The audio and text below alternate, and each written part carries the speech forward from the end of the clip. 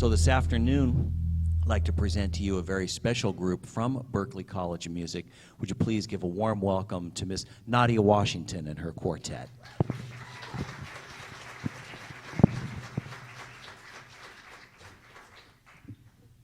Hello, everybody.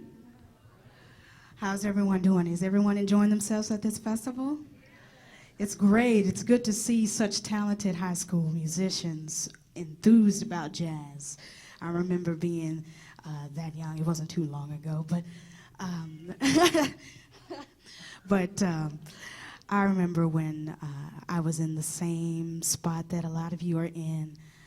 2006, my senior year, I came to the Monterey Jazz Festival, and I thought it was just an amazing experience. And now I'm back again with Berklee, my senior year in my college career. So it's like it's done a full circle, and I'm just very excited and humbled and grateful to be here to share some of my insights about the music and to help give you a different perspective or reiterate a perspective that you already know about with regards to jazz as a language and jazz as a beautiful music.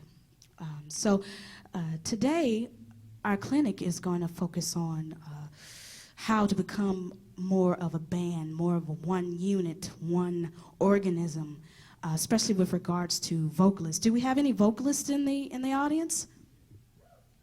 We got a couple. Great, great. Well, hopefully this will be of some help to you, and hopefully it will, the band members will also benefit from this clinic as well. Basically, I'm just going to be talking about what the responsibility for each instrumentalist in a band is, and how to take that role seriously to help serve the music, because that's what needs to be served out of anything else. It's not about us anymore. It's about serving the music. And then also how to free yourself up from those responsibilities, and then it turns into something totally different.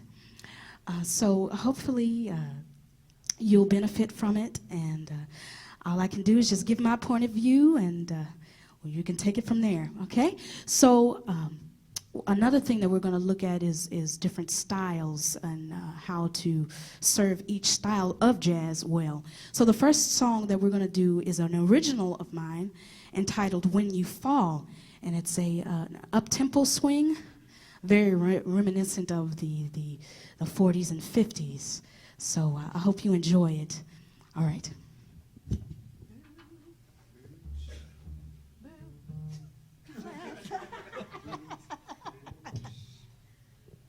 Ready?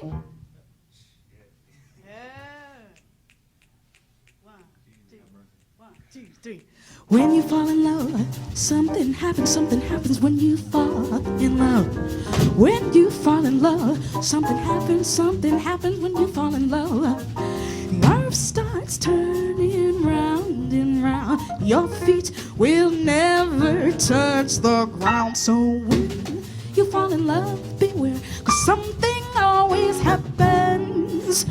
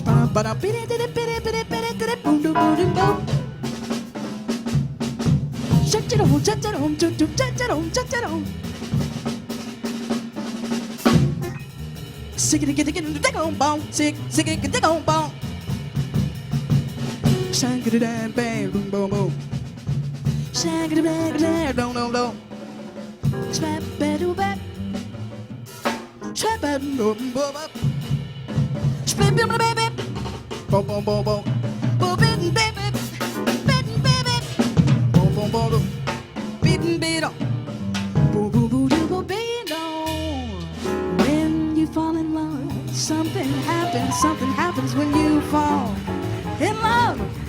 When you fall in love, something happens when you fall in love. The earth starts turning round and round. Your feet will never touch the ground. So when you fall in love, beware. 'Cause something always happens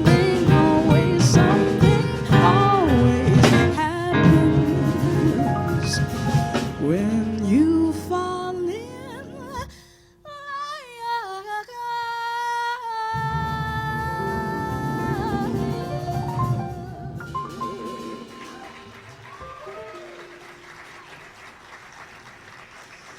All right, thank you.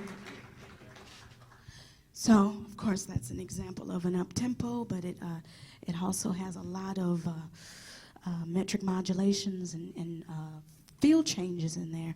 And one of the things that I would like to, discuss is how can you feel the pocket in each of those different settings, because they happen so fast.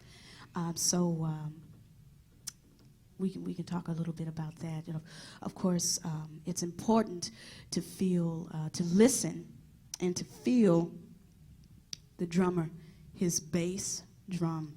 It's always feathering. That's what they call it. Am I correct? And get that mic so you can talk a little bit about what it is that you do, so the vocalists and everybody can understand what it is that they're doing, because it's so important, and that's how you can interact with the drummer and have a conversation. So the most important thing I would say to listen to, of course, is his hi-hat and his ride cymbal, because that's where I believe the quarter notes are. Am I correct? Yep. Yeah. So just explain what it is that you do. Oh man, well. So yeah, it's just basically I guess since the history of the role of the drummer was in terms of jazz was the timekeeper in the beginning. Around, I want to say, when Kenny Clark moved it to the ride cymbal, the role kind of was the same, but it gave more freedom for the drummer to interact with the soloist, whether it be a horn player or a vocalist for this matter. What was that? Yeah, some slack if you need it. Oh, thanks, man. Yeah, killing it. But yeah, it's just now it's just for the role for right now is in terms of a drummer it's it's a little bit more free, more interaction with the soloist and the band, and now the primary concern is just to listen, to where everybody's at, listen to the post, to where the bass player is at, and just be able just to, it's like a conversation, just to listen and interact with what's around you and be aware of what's going on. So would you say, a question for the drummer, would you say when you're playing, do you feel many subdivisions as well, like the triplet, the half note, the whole note? Oh, yeah.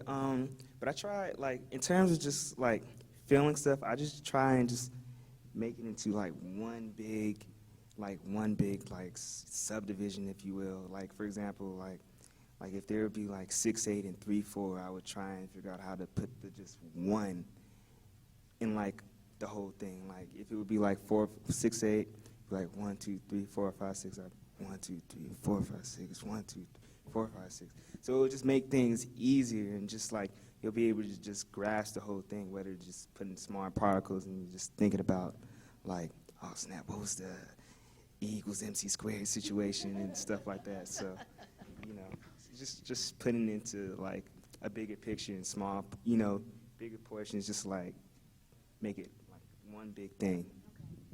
So I would say it's important for vocalists to adopt that same frame of mind as the drummer, to feel all of the different subdivisions, to have a good grounding on where one is, and then of course secondary. 1 and 3. I know like jazz is heavy on 2 and 4, but I feel as though if you have a strong grounding of 1 and 3, 2 and 4 will float, and you will definitely swing. Oh yeah, that's important.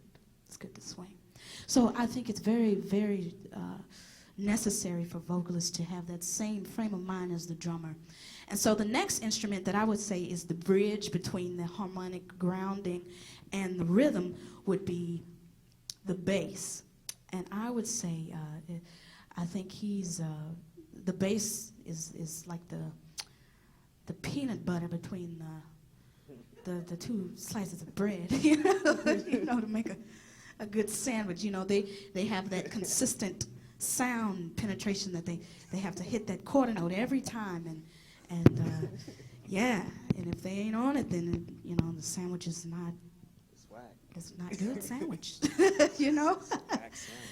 So, Josh, would you like to explain what it is your frame of thinking when it comes to? As far as time, like what you were saying about feeling it on 1 and 3, I've noticed that kind of goes with the concept of feeling the bigger pulse. Like especially when we're playing this fast, like you're not going to be thinking. It's hard to subdivide really in your head. Like if the quarter note's already up, you're not going to be like brrr in your mind. You know, it's like don't make no sense. So it's more like it's fast. Like I'm like this. You know, I'm dancing to it like if it was halftime. Yeah, and that's the idea with fast tempo songs is that he's correct. Like you think of the broader term, you think of the augmentations of the beats rather than the 16th of the 16th. So you kind of feel the 3 or the half note, and you dance like he said. Right. It's about dancing. Yeah, and just a couple things on that topic. Like I've talked to a lot of the older generation of players, like the cats who were around the 40s, and they don't feel it on 2 and 4 really. Like it's there because it's it's there and you feel it there. You know, but like when they're tapping their feet, it's like 1 and 3. Like it really surprised me. Like and that's really how you stay grounded and it feels good. Because if it's really if you hear it on 2 and 4 that fast, like that just feels wrong. You know, you can't dance to that. So I don't know. And I still come from the train of thought that this music is dance music. That's where it started. You know, and it's got to feel good, like outside of all the complexity. Anyway, but we should play a little more. You want to play a little more? Or bring up questions. Does anyone have any questions or comments? Awesome. Well, before we move on, I just wanted to hear a little bit from Jiri, because you have the most the harmonic grounding, and you're the one who has the color. You put the color on top, the splashes, the comping, the rhythm. So, and then also talk about what it's like to be an accompanist behind a vocalist. Hello. So beside the fact I got lost, you know. Hey, It happens, you know, it happens. You just play, you know, you just play and pretend that you know what's going on.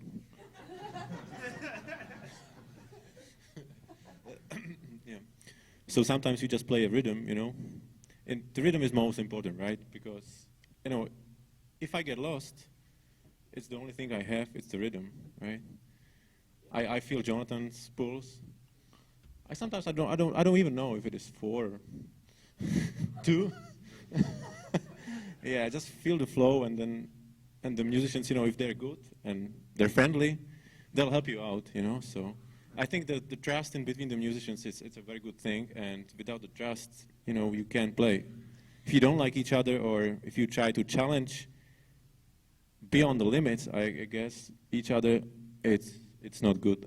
It's not a good thing. And I mean, the piano, you can do all kind of things. Like in this kind of tune, it's like an icing on the cake, I would say. I didn't have to play at all. She could just sing. She hears the bass. She can hear the bass. Yeah. I just put some small stuff like that. Yeah, it's sometimes hard to play even something because I'm like, yeah, they sound so good. I don't even want to play. I just want to listen. So, yeah, that's basically it. Great. Yeah, we have a question.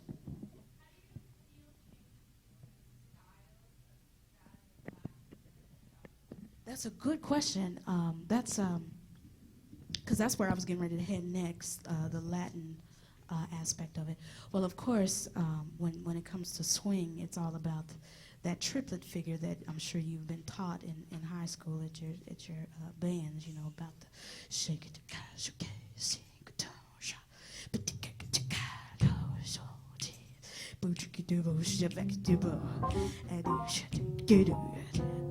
and it's all about the feeling. It's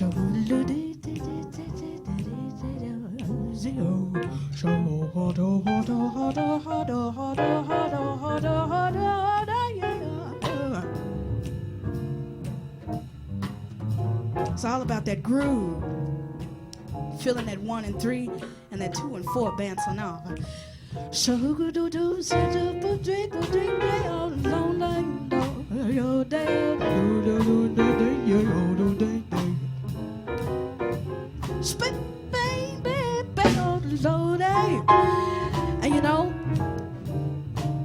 it comes with a lot of listening too. You got to listen to a lot of good swinging music so you can get that feel into your body.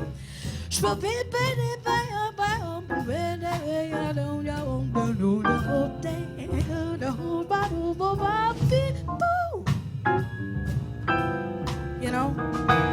it's something that you got to really live with.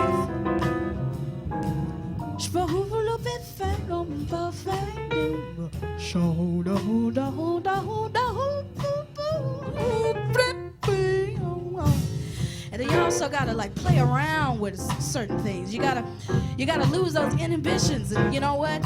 It doesn't matter. I'm having a good time.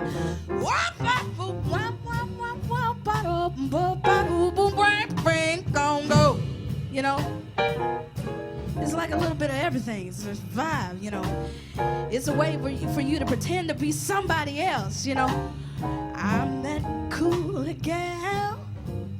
I'm that cool gal around town. I can get you swinging. I can get you singing. And I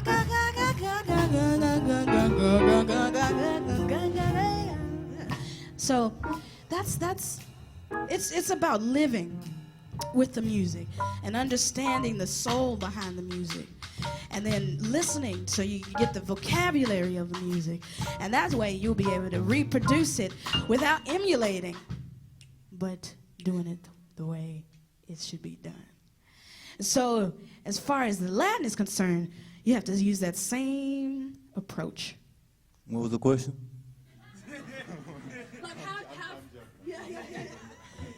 I hope I answered the question. Did I answer the question?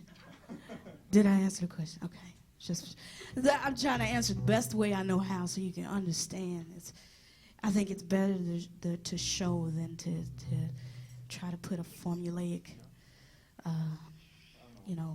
way of saying it behind it. So let's see if we can get the, yeah.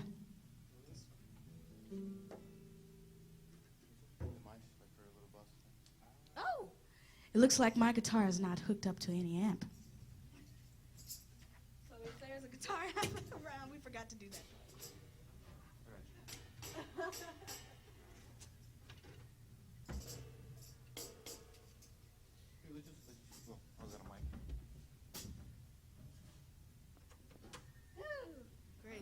we go.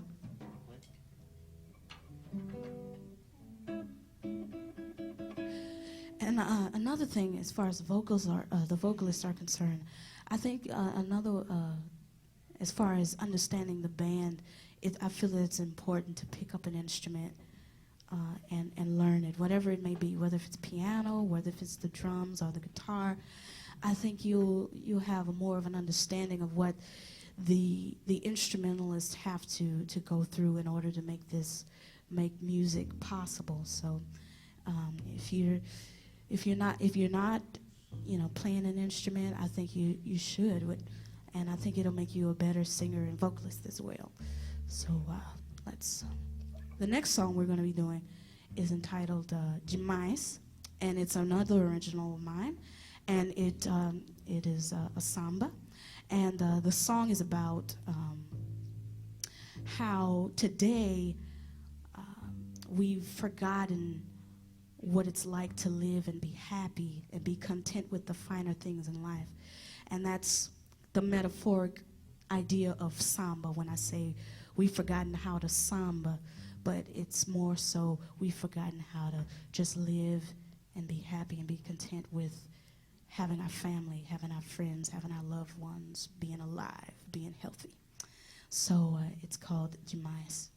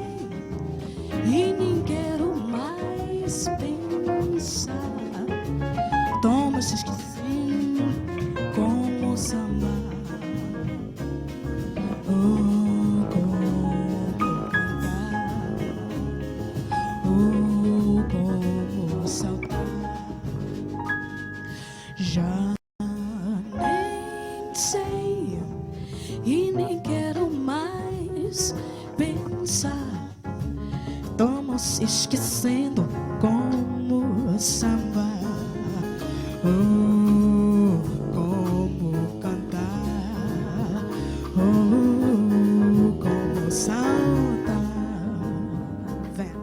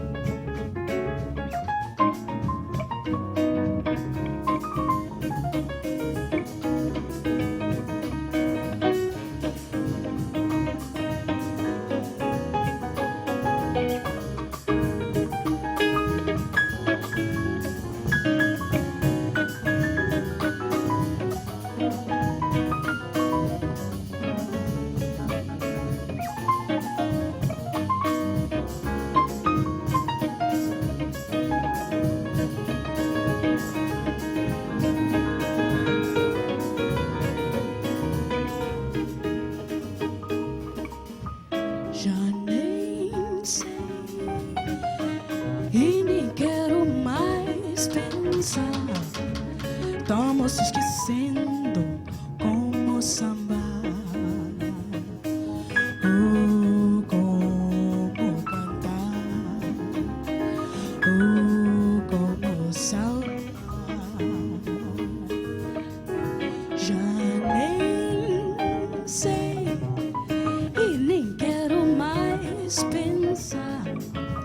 Estamos esquecendo como samba. Como cantar. Como saltar.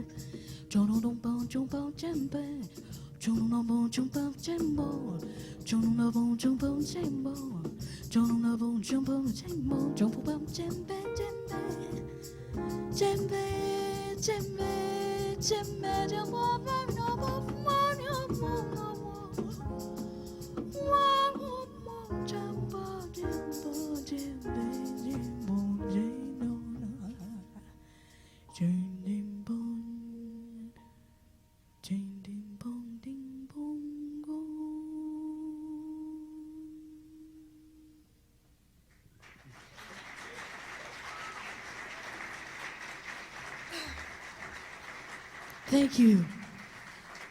Thank you. So that's the more of the Latin approach, and of course the pulse and the soul behind the Latin music and Brazilian music in particular is totally different to jazz, where of course the emphasis is totally on two, opposed to one. Like it's a given. Like if you don't feel that, then you're not playing samba music. So I think it's also important to listen to the rhythms of Latin music, so you can learn that vocabulary. Is a totally different category, and be able to beatbox or at least emulate percussion. So let's say like a samba.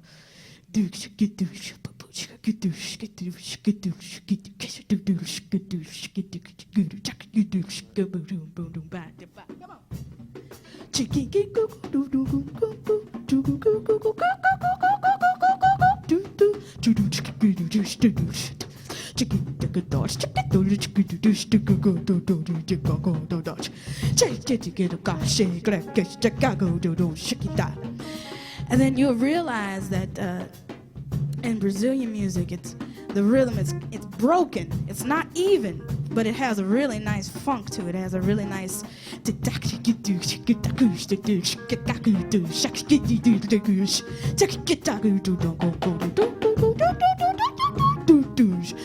sticky da sticky da do ga sticky da sticky da do chicky da ba sticky da ba chiba sticky da do do chicky da do do sticky do da do do do do sticky do sticky do do sticky do do chicky do do do do do Shuttle casting do guji sticky sticky da cha cha cha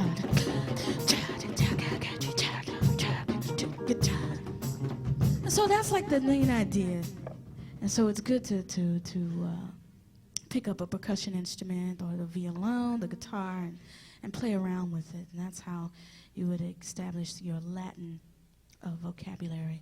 How are we doing with time? 10 minutes. We got 10 minutes. So A little less, probably. probably a little less than 10 minutes. Okay, so I have a vocalist that's willing to come up and sing and with the ideas that I presented in mind, and we'll see where it goes from here. Come on up.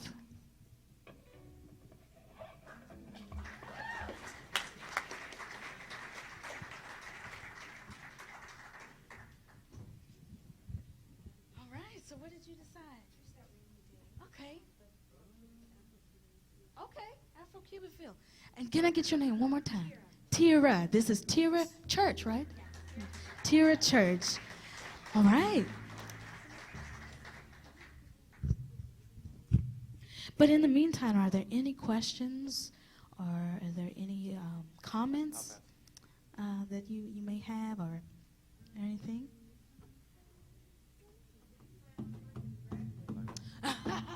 Well, when I graduate, I'm going to go home for a little while, which is in Dallas, Texas, and help my mother, who's an educator, in putting together a workshop. So I'll be doing this more often to younger kids. And then after that, I'll be going to the East Coast, New York. Thank you. Thank you. You had a question?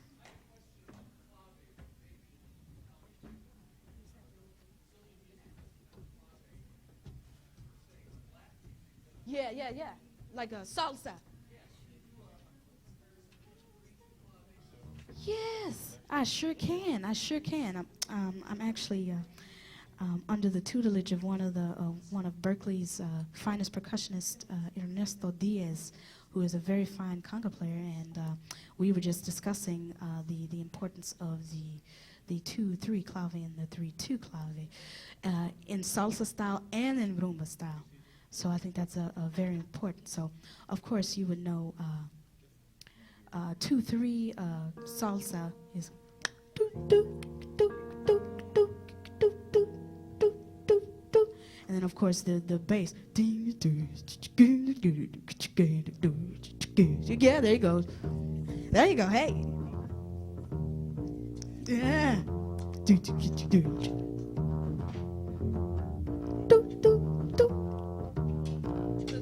Let's start on the clave is the most important. Let's start on the 2-3 clave. 1, 2, 1, 2.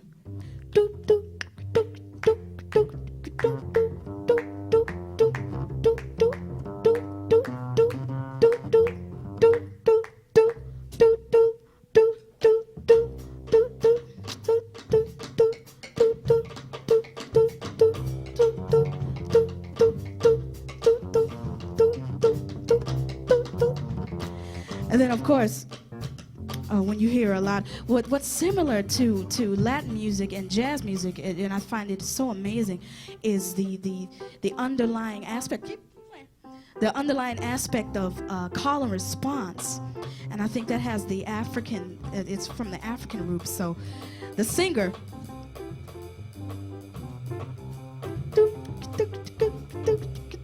There we go.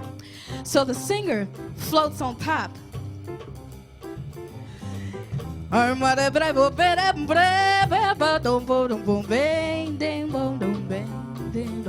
It's very similar, and it's amazing.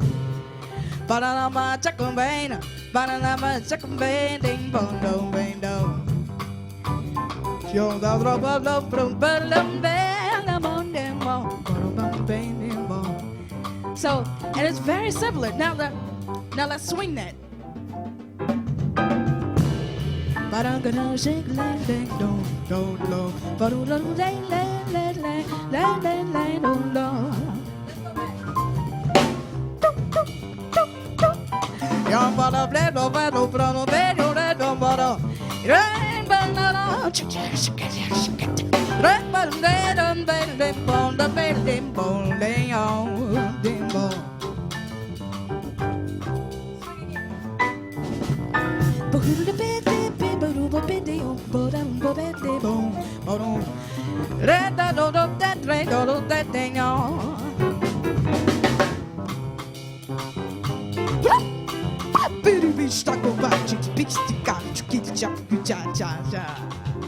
So I hope that kind of gives you a little difference. There's a lot of similarities between Latin music, and I think it's the African undertone, because jazz, you know, derived from the African beats, and then the European harmonic instruments and harmonic grounding. So that's the difference. I hope that kind of sheds some light on it or answer your question.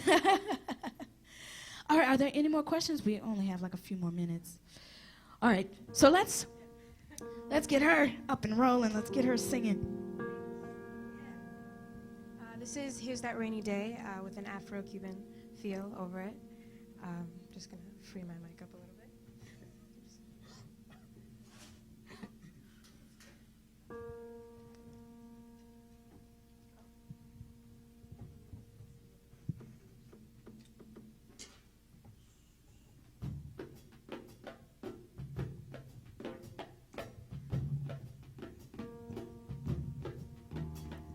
Maybe I should have saved those leftover dreams. But funny, but here's that rainy day. Oh, here's that rainy day they told me about. And I laughed at the thought that it might turn out this way. Oh, where is that worn out wish that I threw aside after it brought my love so near? It brought my love so funny how love becomes a cold rainy day. And funny that rainy day is here. Maybe I should have saved those leftover dreams from the air. Funny, but here's that rainy day. Funny how love becomes a cold rainy day. And funny that rainy day is here. From the top of the form, I'm just gonna scat over it.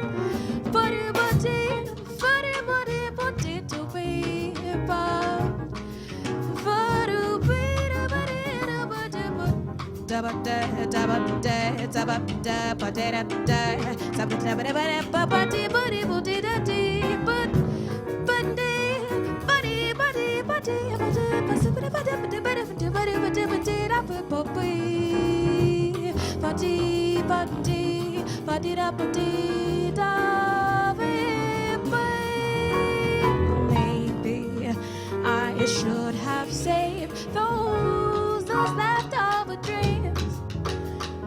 Funny, but here's that rainy day. Oh, here's that rainy day they told me about, and I laughed at the thought that it might turn out this way. Where is that worn out wish that I threw aside after it brought my love so near? Oh, funny how love becomes a cold rainy day. And funny that rainy day is here. Sorry, I went back to I'm sorry, I went back to the wrong part. It's okay. Beautiful. Give her a hand. Give her a hand. That was wonderful. No, it's okay. But I just wanted to, I know we're running out of time, but I just wanted to just point out a few things. I thought it was fabulous. And it was cool that you were kind of floating over the rhythm. But I would like for you to also think about getting into the rhythm.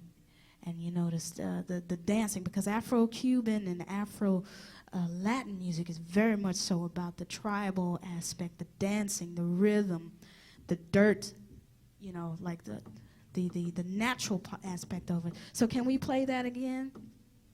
And you know, it's good to get in that feel.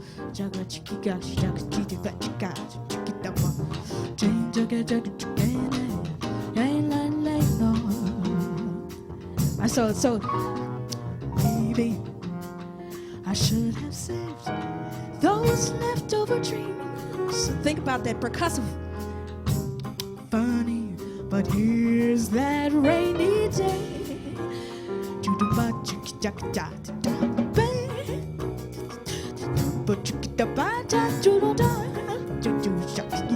So, all right, there we go. So I just want you to think about more of a percussive aspect of it, and think about all of the different subdivisions.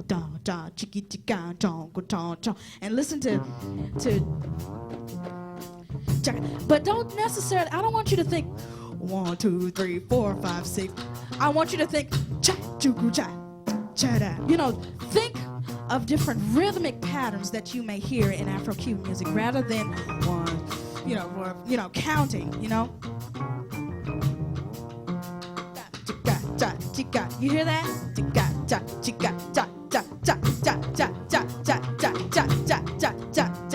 You see?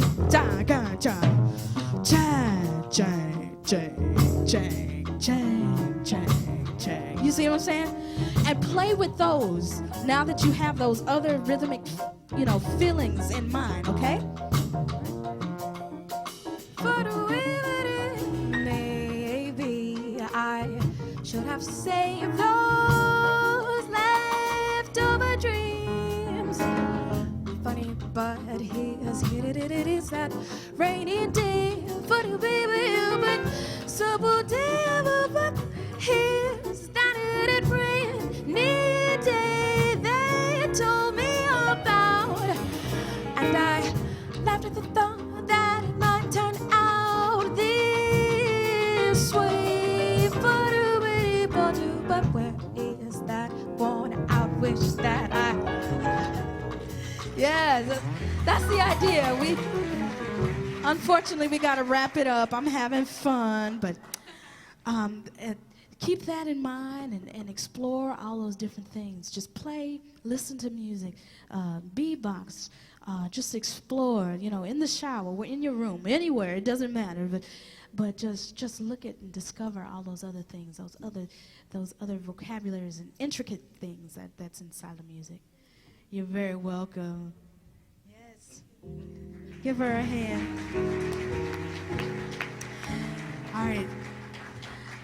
All right, and before I go, I would like to say thank you. It's been a pleasure to serve you guys. I hope this was, you know, insightful. And I'd like to just say this is Jonathan Pinson on drums, Josh Hari on bass, and Jiri Nedoma on piano. Thank you. And Nadia Washington, ladies and gentlemen. Berklee College of Music, Nadia Washington. Thank you very much.